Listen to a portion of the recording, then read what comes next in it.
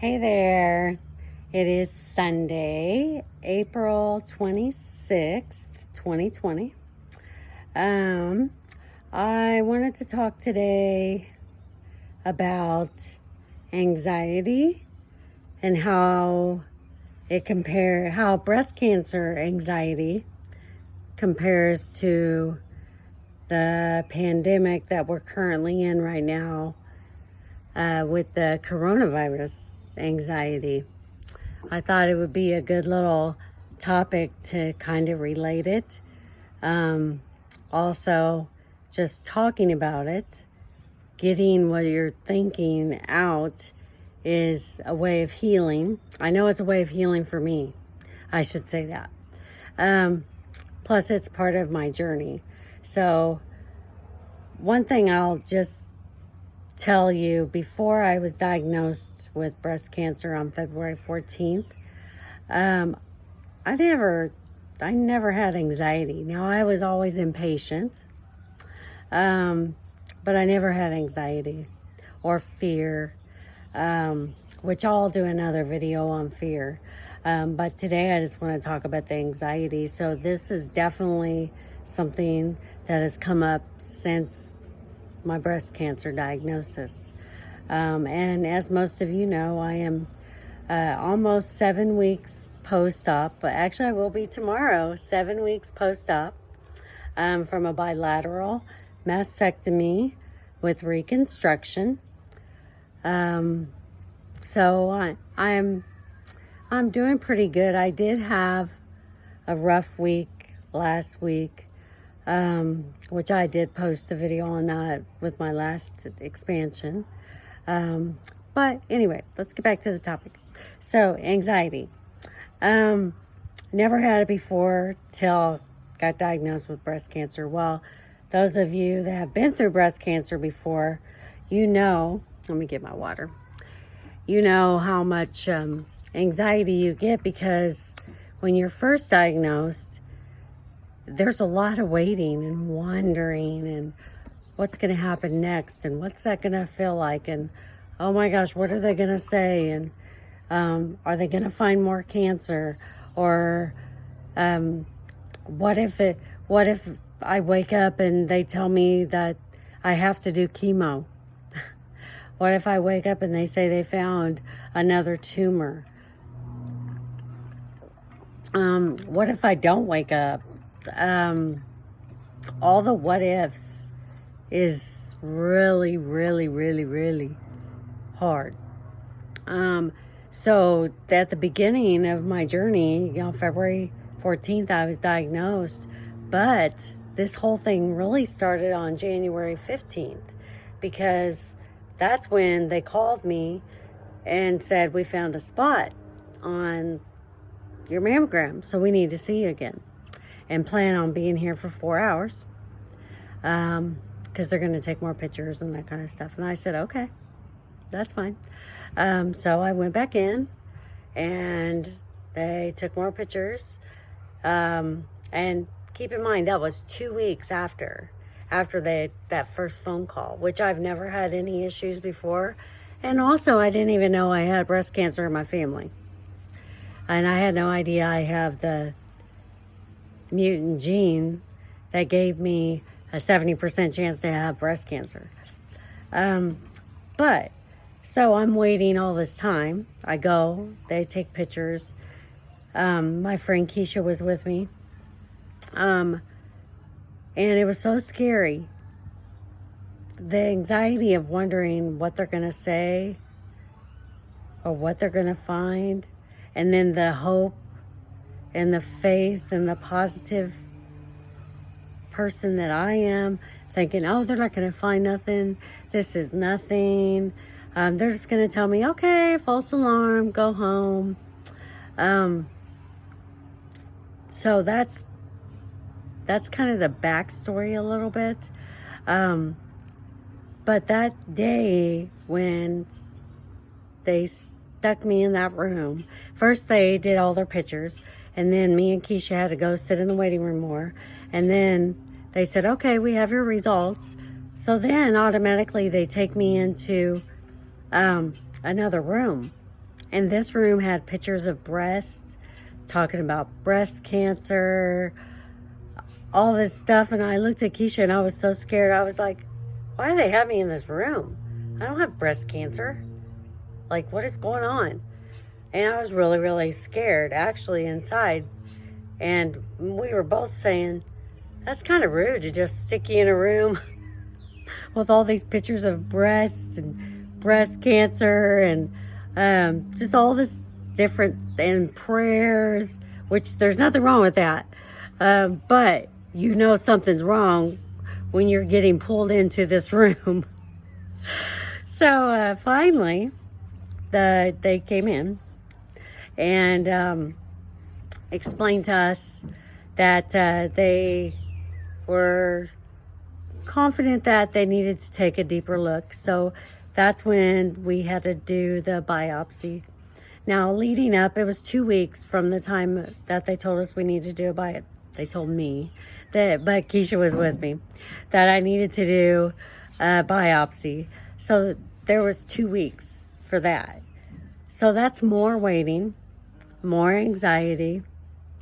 I remember I tried to do so many things to keep my mind off of it. Actually, that was the time when the Kansas City Chiefs won the Super Bowl. So that was really, really great because they won the Super Bowl, and that was a great distraction for all this waiting that I was doing. Then, of course, I'm trying to, my dates are so messed up. I know, no, maybe it was, I went to the Kansas City Chiefs parade, their victory parade, before my biopsy, because my biopsy was that next week, the following week, I believe. Anyway, the Chiefs winning the Super Bowl was a great distraction and helped me with my anxiety, but it was still in the back of my mind and in my deep soul. I knew, oh my gosh, what's going to happen? So with that being said, I went through the biopsy. Thank God, after the biopsy, you only have to wait for 48 hours. Well, I did. I only had to wait for 48 hours. And then, of course, they told me on February 14th, which is Valentine's Day, which I have a lot of little videos I want to do. But the anxiety leading up to all that, then, yes, I have cancer. Then the anxiety of all the what ifs and what's going to happen and what are my kids going to do and what, I had no clue. I had so much anxiety, I shut down. And I shut down away from the world. I shut down away from people. Except, well, actually, for 2 days, once I told my children, they couldn't even talk because it was so upsetting. And I'm not going to cry. So, anyway, I went, let me get my train of thoughts.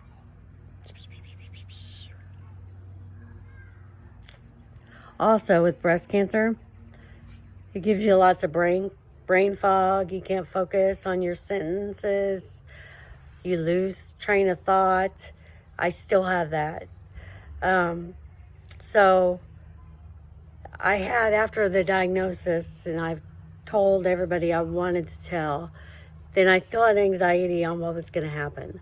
So finally, we get to surgery day. I have my bilateral mastectomy. And I stayed in the hospital for 2 nights. Most women stay 1 night, but this was right before the whole pandemic with the coronavirus started. So I ended up, for pain management, I stayed for that 2nd night, and then I went home. Then, of course, I still have anxiety on what's it going to feel like to get these drain tubes out? When am I going to be able to go to work? Am I going to gain weight? What's going to happen? What's it going to feel like when I start getting expansions? What's going to happen next? OMG, this is so not me. I do not have anxiety. I'm not a person that has anxiety. And I say it does drive me crazy, and it is crazy because I still have anxiety, and it's crazy because it's not me. So I will beat it. It's just going to take me a minute to figure out how.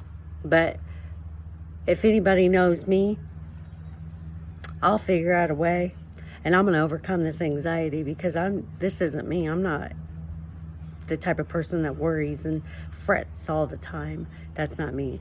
So the whole time I come home from my double mastectomy, and then this is about the fifth, well, I went home on, my surgery was on the 9th. I went home on the 11th. So went through that weekend. Then like the week of the 15th or 16th of March, that's when things really started to get real with the pandemic, the coronavirus. So I'm sitting at home,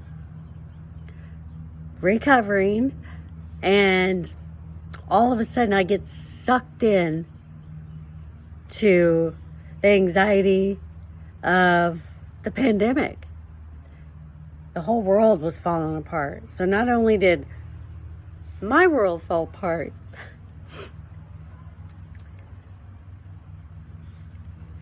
but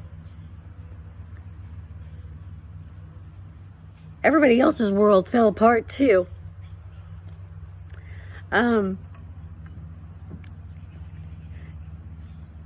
And then I sat and I just watched, because I couldn't do anything at that time. I wasn't able to take walks. Wasn't able to do anything to keep my mind off of it. So at that time I was watching the news. I'm seeing everything shut down.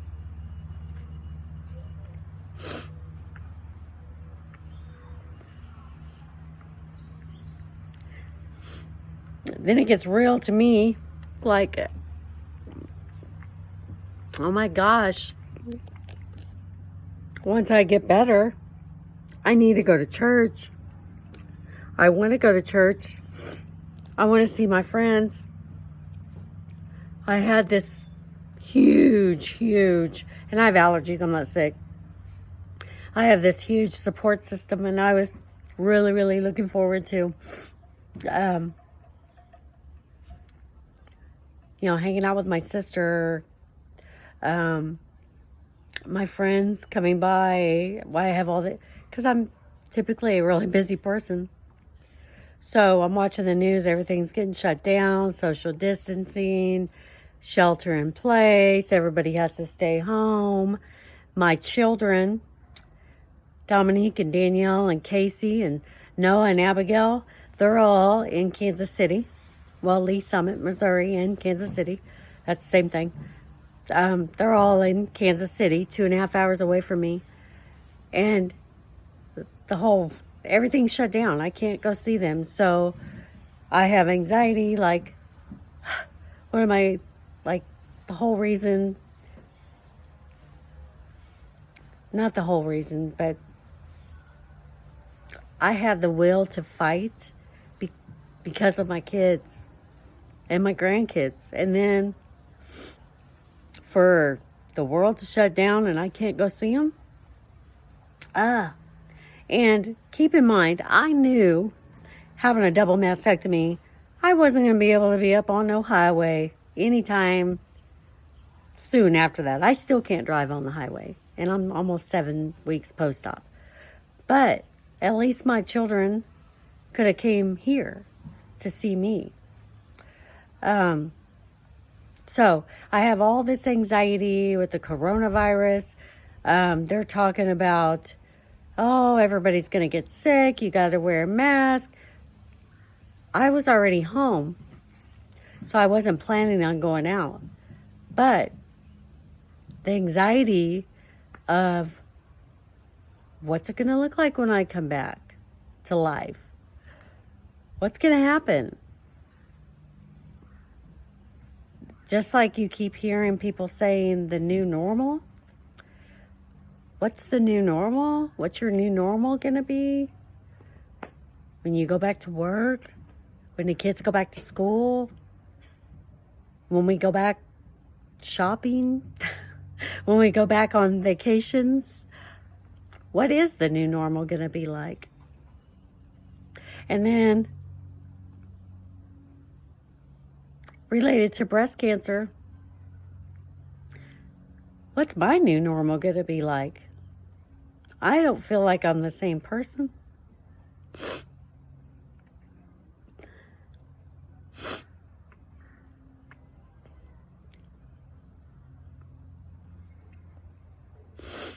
And I know it's okay, because it's a journey, and this was all in God's plan, and He has a purpose. And I have purpose now, and I know what that purpose is. I know what my purpose in life is. God gave me my purpose as soon as I was accepting the fact that I had breast cancer. But now I have my purpose, and then I'm having anxiety like, God, how am I going to fulfill my purpose if the whole world is shut down?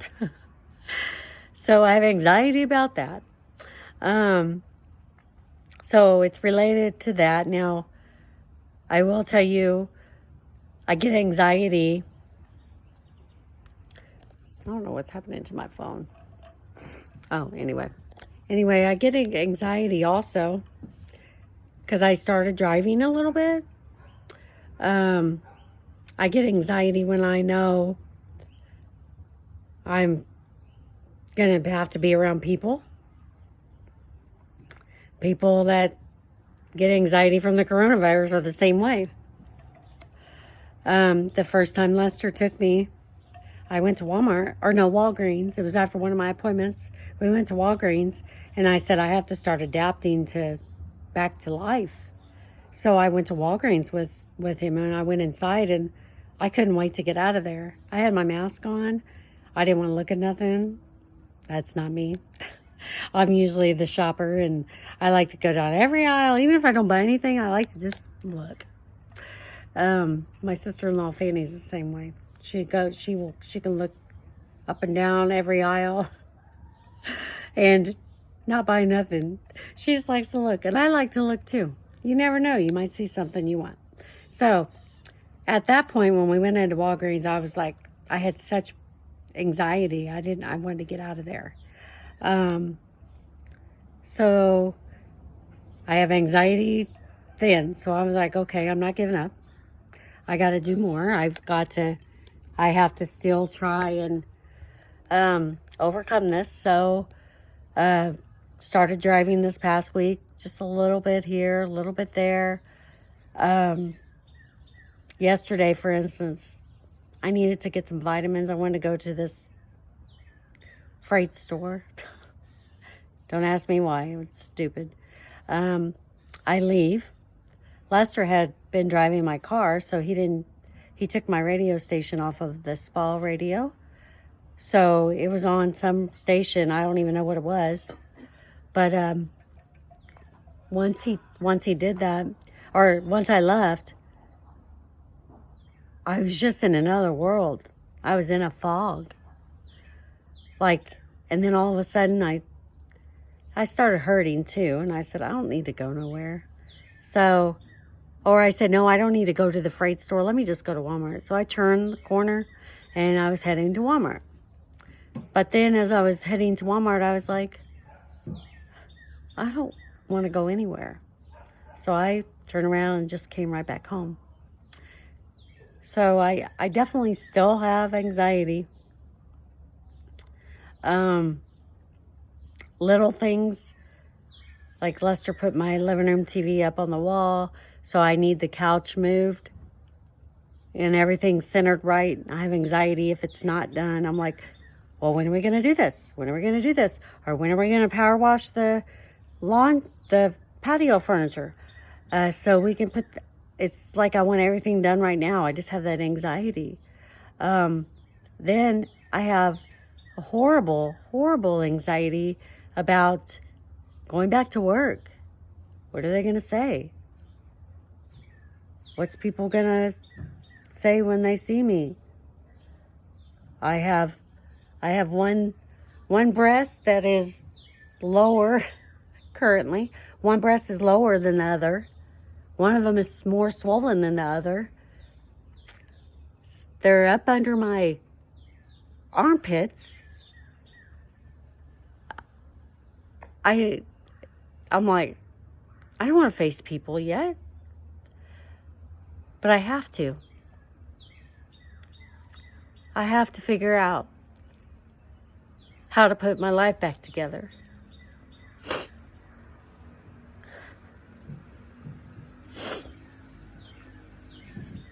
And I will figure it out. I will figure it out. But just like everybody else is wondering, because of the coronavirus, everybody's been home. You know, what's it going to be like when you go back to work? What's it going to be like when you go back to school? I have all of that. All those what's it going to be likes. But then I have, what am I going to be like? And I still haven't figured that out yet. But with God, I will figure it out. So with that, I just want to talk a little bit about the anxiety and how breast cancer and the coronavirus is compared with anxiety. Who would have thought I would be going through a breast cancer journey and then the whole world is in a pandemic at the same time in 2020. The same year that I'm going to be 50 in September. So keep me in your prayers. This video was a little bit long and I'm sorry. Like I said, this is for my journey and I have to get some of this stuff out. So if you like this content, you can definitely hit subscribe or like. And if you hit subscribe, then you'll be notified every time I put a video on there. And there is already a lot of videos on there. I've been doing videos since the weekend before my surgery. So there's quite a few shorter videos. This one's just longer because I guess I got long-winded. And I'm talking about anxiety, and this is a way that I'm going to have to overcome it. So with that being said, everybody have a great day. God bless you. Stay safe, stay well. Make sure we're social distancing. Make sure we're smart as the country starts to reopen. So that way we don't get sick and have to do all this over again. Have a great day. Bye-bye.